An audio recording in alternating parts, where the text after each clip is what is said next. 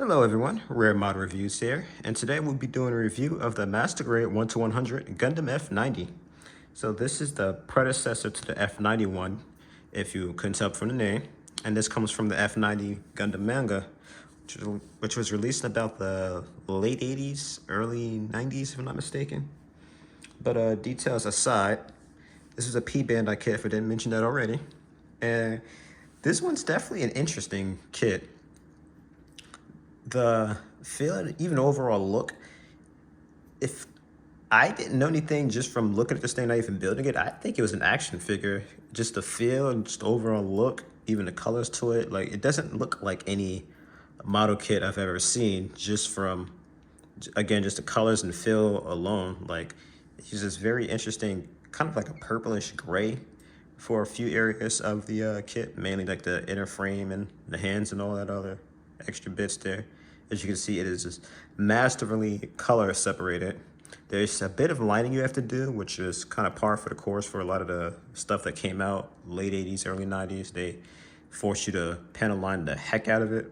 There's also quite a few stickers too. Like it's really just stuff for the hard points. So these little red triangles in the front, these black and red triangle type bits here for the ankle guards there.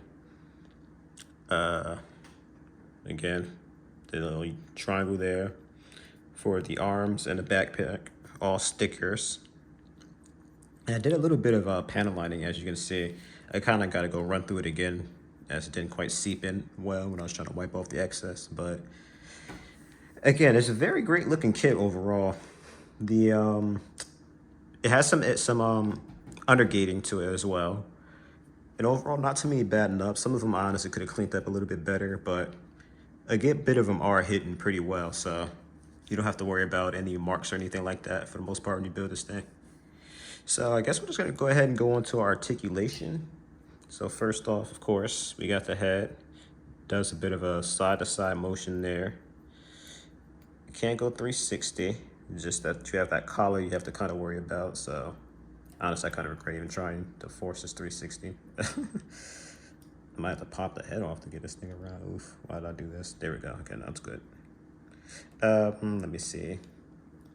The shoulder here can move up a little bit. It does have a bit of a joint that moves it out, but not as much as a lot of later kits. That's for the most part the most you're going to get out of. So that's going to definitely hinder, let's say, shooting pulses quite a bit.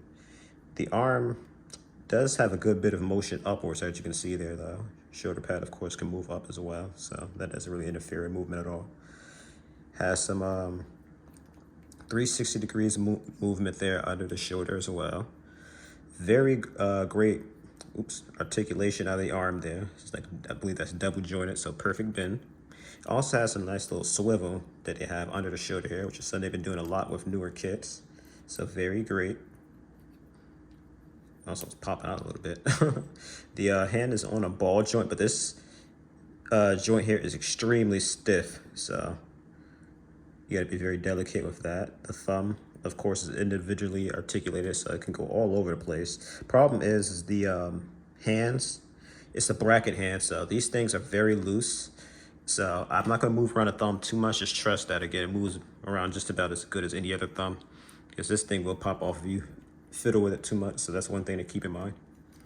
The waist here has a little bit of a movement side to side. It's really the ab crunch, as this thing can move quite a few ways. So this would be great for, well, it'd be all right for flying poses. If the neck could move up a little bit, it'd really help make that shine a bit more, because you can't quite have this thing looking forward too much, but it's still nice to have. The waist armor is very bad on this kit, and I'm gonna go ahead and say it definitely hinders the leg movement.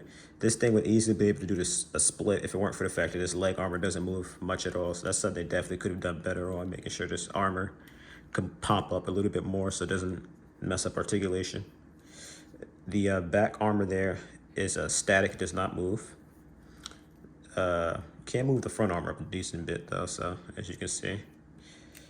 It can't quite move up to the head. I imagine it probably would at least get close to it if this armor is a little bit better. But again, articulation is decent nonetheless. Legs pretty good. See that piece that popped off and I moved a little too much. Ankles are in this very interesting little joint here. So I've seen a few kits that seem to do something like this. This would be great for ground poses. Now, one interesting thing it does is, as you can see there, this ankle kind of moves upwards. It kind of moves a little bit backwards as well, but the toe is static in place. It doesn't really move. Oh wow, I think a bit of a foot popped off. How did that happen? There we go. I must have dropped this or something. I don't know how that happened. Let me see. And then the thrusters, yeah, the thrusters move around a little bit. As you can see, they're on a ball joint, so those do a little bit of wiggling. The beam sabers as well, they move a little bit, if you can see that there. Although these things make me nervous, as these things have been popping out on me a lot and whatnot. The beam sabers, they're held in by a little peg, so you got to be careful with stuff like that. Those are always a very delicate part of any Gundam. You drop that thing on the backpack at all, those sabers are finished. They're never coming out. Good luck. But I believe that's about it. I don't believe I missed out on anything. We also have a cockpit opening gimmick here. Although that's not really articulation, it's more of a gimmick. I forget whether it opens like this or not. I want to say it opens the other way. I don't know if this would be enough to pry it open. There we go. So as you can see, the cockpit opens up, and it's kind of hard to see in there. Let me see if I adjust the brightness of my camera. Maybe you guys can get a little bit of a peek in there. Let me, 1, 2, 3, 4, 5, 6. No, you can't really see in there. There is a figure in there though, but good luck seeing him in there, because I can see him from my view. I can't get an angle for you guys to see it, unfortunately, but there's like a little figure in there. The cockpit, this thing is very strangely set up, so it's like you really can't see in there very well. I don't even have the figure painted, if you guys are curious, but we're gonna go ahead and move on to accessories, as I feel like I'm lollygagging here, rambling really. So this thing has 2 clear blue beams, which I love. I love when they give blue beams to mobile suits. I know the Aerial is one infamous kit they gave blue beams when I believe they're supposed to be green in the show. But as you see there, you just pop out the beam saber from the backpack, spin that on in, and of course the other one can come out as well. And as I just said, there's a second beam for that, so I'm not going to waste time putting that in. Now this thing does not have any sort of peg on this beam saber, as you can tell. However, all you do is just slide this thing in a hand, and the way it's shaped, the beam saber is grooved just enough where it doesn't need a peg to hold in. It holds in just fine. As you can see, I'm wiggling this thing all over the place, nothing. You can even backhand it, which you guys are gonna see come into play when I get ahead to reviewing one of the mission packs I have for this thing. Probably sometime next week, maybe. There's actually another thing I might want to review ahead of this thing that's been long overdue for review, but we'll see. So as you can see there, the beam saber has no problem being held in the hand whatsoever. So it's very good to see a classic beam saber that doesn't need anything to hold it in. Also want to mention for the hands, if you guys can make that out, this is the closed fist hand I have in there, and this was just a holding hand for the beam saber. I actually lost one of the closed fist hands on this thing when I was displaying it on my shelf after I was playing around with one of the mission packs, and the hand fell off. So I don't know where it went. I should have found about it. I don't know how the heck I lost it, but regardless, I don't know why I actually took off the thumb there. I'm actually gonna put that back in. But regardless, again, there are 2 of these. Why'd I say thumb? The closed fist there. So for the open hand, of course, there are 2 of them, if you were curious. So you can dual wield some beam sabers. Actually, no, I'm stupid. That's why I took this thing off. For the next accessory, we have the shield. There's actually a decal supposed to put on this. I meant to put it on before this review, but next time you see this shield, I'll have the decal on. I'll probably have this thing all decaled up, actually. Eventually, I want to get onto that. So there are removable ammo clips here, as you can see. So you can remove both if you're curious. Now this actually goes on for the beam rifle, of course. And I'm gonna drop the shield for a second. There's actually 2 extra clips you have as well. So of course they all function exactly the same. Now, unfortunately, you just kind of have this extra clip that is like unusable because this thing comes with 4 of them. But you can't actually put this thing in the backpack thing on. You would just remove that little hard point there, and then you'd be able to put the extra magazine on the back. Now, it does not tell you to do that. However, I tested it out and the grooves fit, so that's something you can do if it really bothers you that that clip, that extra mag is just kind of sitting there. Now, moving on to the shield. What did I do? Oh, no, there it is. Okay, never mind. So the process for the shield is you would just put that little end there of the hand in. You then, also want to mention this thing can move up and down.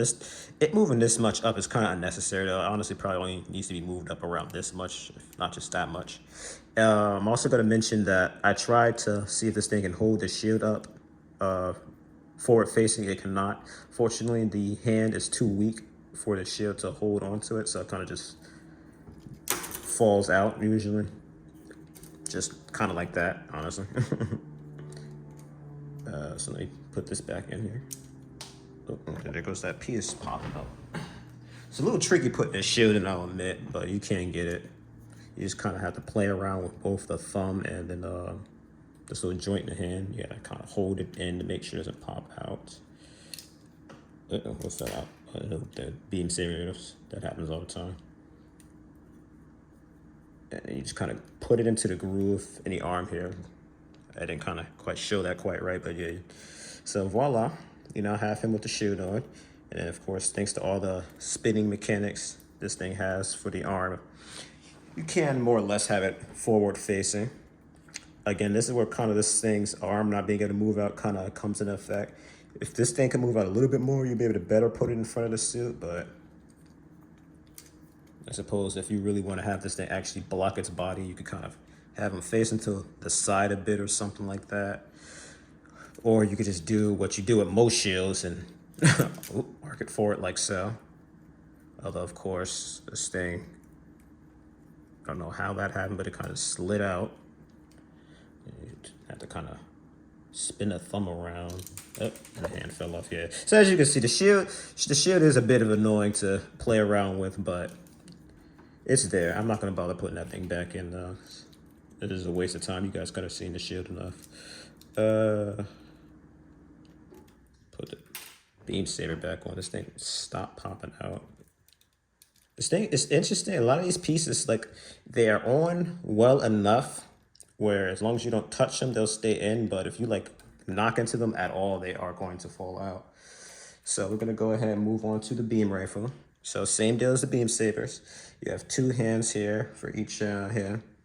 So although it only comes with 1 beam rifle, theoretically, if you get another beam rifle or something that's compatible with those, with these hands, you'd be able to use those to hold it in. So similar process to the shield. You would just peg the beam rifle in the hand like so, move the thumb down, spin it around. Sorry if I'm not showing this on camera. But voila. So easy enough for the beam rifle. And then, of course, that sticker right there out front is the clear blue sticker. That's a sticker. I could have phrased that better. But that's really about it for the accessories. You do have, of course, the action-based adapter. So, of course, the process for that is just to simply spread this thing's legs, how bad that sound. And then you just... Actually, I think you're supposed to slide this in. Yeah. You're supposed to slide that into this little piece in the back. Where's it like this? There we go. Oh, never mind. I thought I had it in.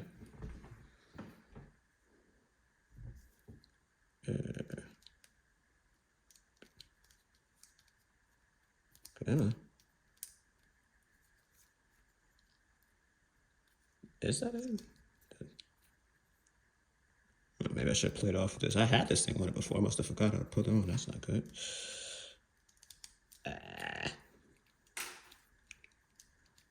Where are you supposed to clip in here? I cannot remember how to put this thing on. That's bad. Jeez. What I'm gonna do while I figure out how the heck to put this thing on, if I could figure it out. I'm just gonna give you guys my verdict of this thing.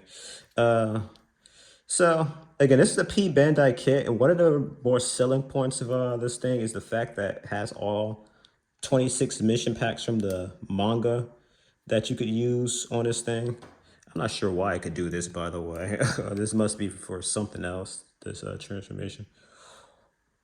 Or did this have something to do with how you put the action base on, actually? I forget. I think that might have been what it was. That's right. Okay, now I figured it out. Now I remember.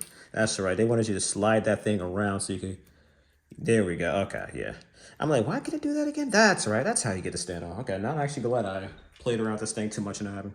So voila, there you go. Okay, you have to slide this thing around, that weird gimmick there to put this thing on. I don't know why they didn't just use a more snap fit for that base, but okay. But as you can see there, another thing I was saying, this thing is very interesting. They did a lot of strange and interesting things with this kit. So again, it's a P Bandai exclusive, and I highly recommend it. There are about 3, if not 4, different versions of this kit. 2 or 3 of them, which are like a purple looking design, kind of like the Crossbone X2. And as you guys can see, this thing is so small. This is an action base 5 I have here, which is typically for 144 scales. And I can get him on this thing here, a 1 to 100 kit. So that, again, that's just how small this thing is. Now there's a bunch of hard points all over the kit. That one opened up by accident when I was playing around with it. But I'm not going to show those off because I'm going to end up taking this thing apart and putting on the kits during the review. So the next time you see this thing is going to be during a review for one of the mission packs I have, the C and T type. So that's going to be coming soon. But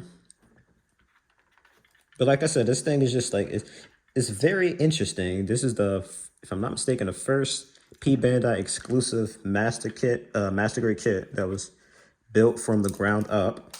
I try to put that hand back on, but I don't know why this shield gives me so many troubles.